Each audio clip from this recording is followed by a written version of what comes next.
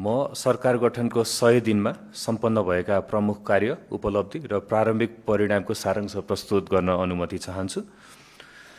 सर्वप्रथम सभामुख महोदय, 2082 भदौ 23 र 24 को जेन्जी आन्दोलनबाट अभिव्यक्त सुशासन र शासकीय रूपान्तरणको जनआकांक्षालाई संस्थागत गर्दै 2082 फागुन 21 गतेको निर्वाचनबाट करिब 2/3 बहुमतको अभूतपूर्व जनादेशलाई प्राप्त गरी यस प्रतिनिधि सभाको गठन भएको कुरा हामीलाई विदितै छ। त्यसपश्चात 2082 चैत 13 गते सम्माननीय प्रधानमन्त्री बालेन शाहज्यूको नेतृत्वमा वर्तमान सरकार गठन भएको थियो। गठन भएकै दिन मन्त्री परिषदको पहिलो बैठकबाट शासकीय सुधारका 100 कार्यसूची स्वीकृत भएको थियो। प्रत्येक कार्यसूचीको समयसीमा, जिम्मेवार निकाय र कार्य सम्पादनको लागि एउटा सूचक निर्धारण गरी प्रधानमन्त्री तथा मन्त्री परिषदको कार्यालयबाट नियमित अनुगमन, समन्वय र सहजीकरण गरिएको थियो र भइ पनि रहेको छ। म अब नीतिगत सुधारका र केही कानुनी सुधारका बारेमा जानकारी गराउन चाहन्छु। सर्वप्रथम गुणस्तरीय नीति निर्माणको नीतिहरूलाई तथ्य र प्रमाणमा आधारित बनाउन र स्वार्थ प्रेरित निर्माण नियन्त्रण गर्नका लागि राष्ट्रिय नीति तर्जुमाका आधारभूत पक्षका ढाँचाहरू र नीति परीक्षण ढाँचा लागू गरिएको छ। मन्त्रालयको सङ्ख्यामा कटौती गरिएको छ। प्रशासनिक बोझ घटाउन सङ्घीय मन्त्रालयको सङ्ख्या 18 मा सीमित गरिएको छ भने 17 सदस्य मन्त्रीमण्डलको गठन गरिएको छ। यसबाट वार्षिक रु 20 अर्बसम्म बचत हुने अनुमान गरिएको छ। नीतिगत र कानुनी सुधारमा सुशासन, सार्वजनिक सेवा र विकास निर्माणसँग विभिन्न नीतिगत र कानुनी प्रावधान गरिएको छ। सार्वजनिक खरिद ऐन दोस्रो संशोधन विधेयक संसदमा पेश गरिएको छ। यसबाट खरिद प्रक्रिया थप सरल, सहज र प्रतिस्पर्धी हुने विश्वास लिएको छ। राजनीतिक हस्तक्षेप मुक्त सार्वजनिक प्रशासनको लागि हामीले युनियन व्यवस्था खारेज गरी प्रशासनलाई पूर्ण रूपमा राजनीतिक हस्तक्षेप मुक्त बनाइएको छ। सुशासन तथा भ्रष्टाचार नियन्त्रणमा केही कदमहरू लिएको छ। राजनीतिक पदाधिकारी तथा उच्च पदस्थ कर्मचारीको गैर कानुनी सम्पत्ति छानबिन गरी कारबाहीका लागि सिफारिस गर्न जाँचबुझ आयोग ऐन 2026 बमोजिम सम्पत्ति छानबिन आयोग गठन गरिएको छ। हालसम्म 11,000 भन्दा बढी सम्पत्ति विवरण तथा उजुरी सङ्कलन गरिएको छ। त्यसको अभिलेखीकरण र प्रारम्भिक विश्लेषण जारी भइसकेको छ र काम अगाडि बढिरहेको छ। नेपाल बाल संगठन, बाल मन्दिर र एनसेल सेयर स्वामित्व विवाद सम्बन्धी उच्च स्तरीय छानबिन प्रतिवेदनहरू कार्यान्वयनमा आएका छन्। सिआइबीबाट ठगी, अपराधिक विश्वासघात सम्बन्धी कसुरको अनुसन्धान जारी रहेको छ, अगाडि बढिसकेको छ। विभिन्न आयोग समितिका छानबिन प्रतिवेदन कार्यान्वयनमा ल्याउन सबै मन्त्रालयलाई प्रधानमन्त्री तथा मन्त्री परिषदको कार्यालयबाट निर्देशन आइसकेको छ। सदाचारिता प्रवर्धन, आचार संहिता निर्माण, परिपालना र स्वार्थको द्वन्द्व नियन्त्रणमा समेटिएको एउटा नीति, राष्ट्रिय सदाचार नीति जारी भएको छ। सरकारी निकायमा आपसी लेनदेनमा संलग्न 666 जना बिचलियालाई नियन्त्रणमा लिएको छ। 170 विरुद्ध मुद्दा दर्ता भएको छ। लुटपाट र आक्रमणमा संलग्न 13,696 जनालाई नियन्त्रणमा लिएको छ भने 6,195 लाई मुद्दा दायर गरिएको छ। 4,123 जोखिम क्षेत्रमा सीसीटीभी जडान गरिएको छ। रावल आयोगको प्रतिवेदन कार्यान्वयनमा ल्याइएको छ। ठूलो परिणामको सरकारी र सार्वजनिक जग्गाको अभिलेख अद्यावधिक गरिएको छ। फेवाताल जलाधार अतिक्रमण हटाउने कार्य प्रारम्भ भएको छ। त्रिभुवन विश्वविद्यालयको अतिक्रमित जग्गा खाली गर्न 17 निकायहरूसँग प्रक्रिया अघि बढाइएको छ। उखु किसानहरूको 13 अर्ब 76 करोड रुपैयाँ, करिब 92% बक्यौता भुक्तानी सहजीकरण गरिएको छ। दुग्ध किसानलाई 35 करोड भुक्तानी गरिएको छ। गहुँ र धानको न्यूनतम समर्थन मूल्य तोकिएको छ। यस आर्थिक वर्षमा 17,000 रोजगारी सृजना गर्ने लक्ष्य अनुरूप हालसम्म 16,008 रोजगारी सृजना भएको छ। केही वित्तीय अपराध तथा सम्पत्ति शुद्धिकरणका विषयहरूमा म जानकारी गराउन चाहन्छु। सम्पत्ति शुद्धिकरण अनुसन्धान विभागद्वारा राज्य कोषको दोहन तथा नीतिगत सेटिङमा संलग्न व्यक्तिहरूलाई वित्तीय अपराध र सम्पत्ति शुद्धिकरणको कसुरमा कानुनी दायरामा ल्याइएको छ।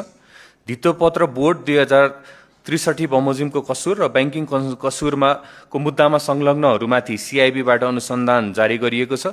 दोषीहरूलाई कानुनी दायरामा ल्याइएको छ, ल्याइने पनि छ। 7 वटा सम्पत्ति शुद्धिकरणका मुद्दाहरू दायर भएका छन्।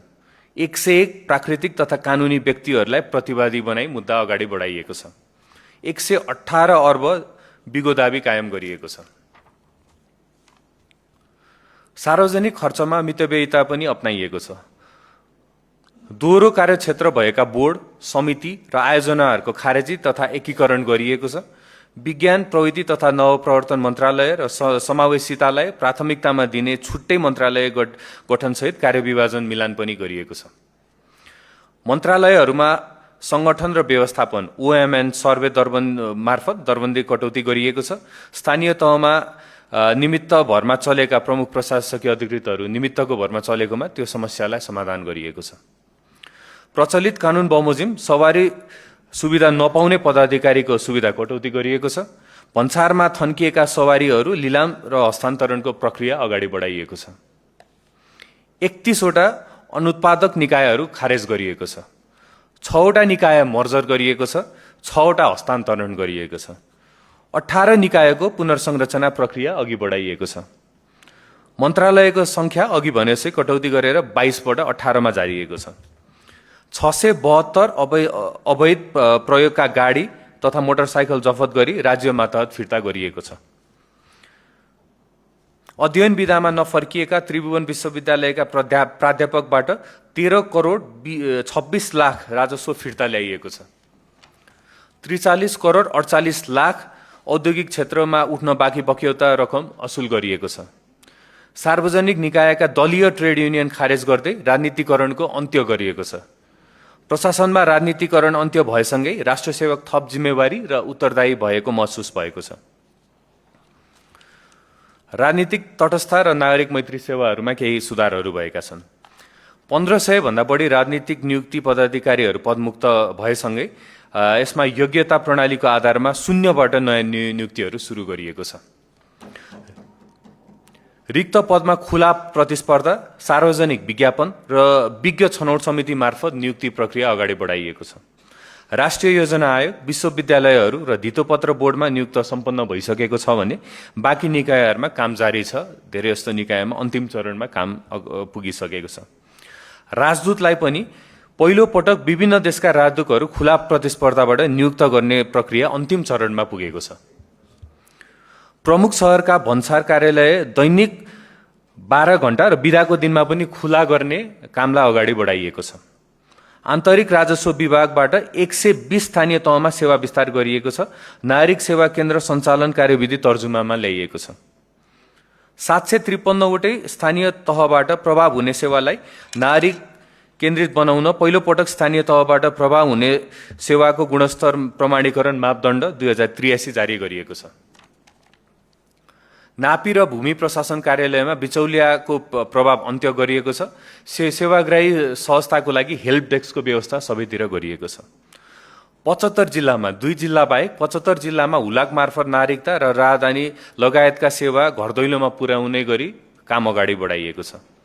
4,47,332 सवारी चालक अनुमति पत्र लाइसेन्स प्रिन्ट भएर यातायात कार्यालयमा रहेका छन् र केही जिल्लामा होम डेलिभरीको पद्धति पनि अभ्यासमा ल्याइएको छ। 35 स्थानीय तहमा पहिलो चरणमा जग्गा प्रशासन सम्बन्धी सेवा स्थानीय तहबाटै सुरु गर्ने गरी काम अगाडि बढाइएको छ।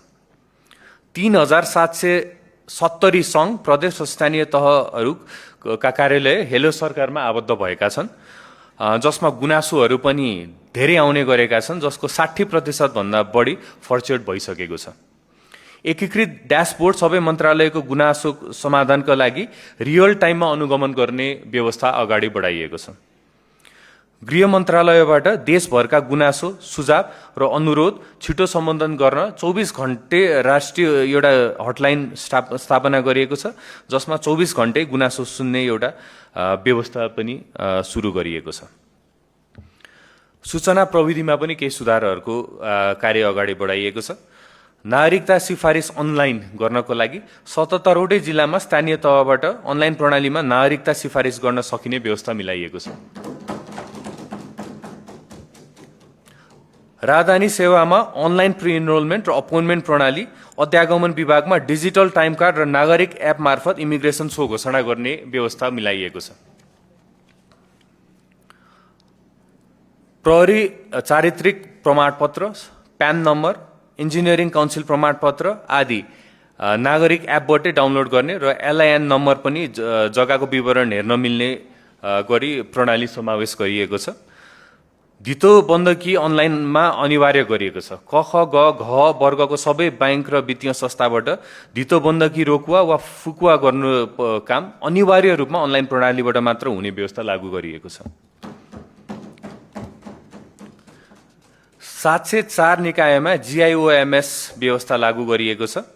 राष्ट्रिय परिचय पत्र, बायोमेट्रिक वा ओटिपी प्रयोग गरी नागरिकले विवरण बुझाउँदा डिजिटल हस्ताक्षर गर्न सक्ने व्यवस्था मिलाइएको छ। सरकारी एप, पोर्टलहरू सबै अपाङ्ग मैत्री बनाइएको छ। एकीकृत वेबसाइट प्रणाली GIWMS सञ्चालनमा ल्याइएको छ। सम्माननीय सभामुख महोदय, मैले यो सबै एकदम समग्रमा मैले संक्षिप्तमा सबै कुराहरू राखेको छु। यसको विस्तृत हामीले सार्वजनिक पनि गरिसकेका छौँ। हामीले प्रेस मिट गरेर सम्पूर्ण कुरा विस्तारमा पनि हामीले गरिसकेका छौँ। त्यो कुरा पनि सबैलाई अवगत गराउँदै 100 दिनभित्रै भ्रष्टाचारमा शून्य सहनशीलता, मितव्ययिता, योग्यताका आधारमा नियुक्ति र डिजिटल सेवा प्रवाहमा ठोस परिणाम देख्ने गरी काम अगाडि बढेको छ। शासकीय सुधारका प्रयासलाई थप संस्थागत, परिष्कृत र परिणाममुखी बनाउँदै लगिएको छ र यसलाई अझ अगाडि लगिने पनि छ। नागरिकले प्रत्यक्ष अनुभूति गर्ने गरी सुशासन कायम गर्न नेपाल सरकार निरन्तर प्रतिबद्धता रहेको छ भन्ने कुरा सबैलाई अवगत गराउन चाहन्छु। यसमा साथ दिनुहुने, प्रश्नहरू गर्ने, हामीलाई जानकारीहरू दिने अथवा नथाहा भएको कुराहरू सदनबाट उठाइदिनु भएकोमा पनि सम्पूर्ण मान्यजीहरूलाई धन्यवाद दिँदै पुनः एकचोटि सरकार सुशासन कायम गर्न प्रतिबद्धता रहेको जनाउँदै सम्मानीय सभामुख महोदयलाई पुनः मलाई केही कुराहरू राख्न समय छुट्याइदिनु भएकोमा हार्दिक धन्यवाद व्यक्त गर्न चाहन्छु।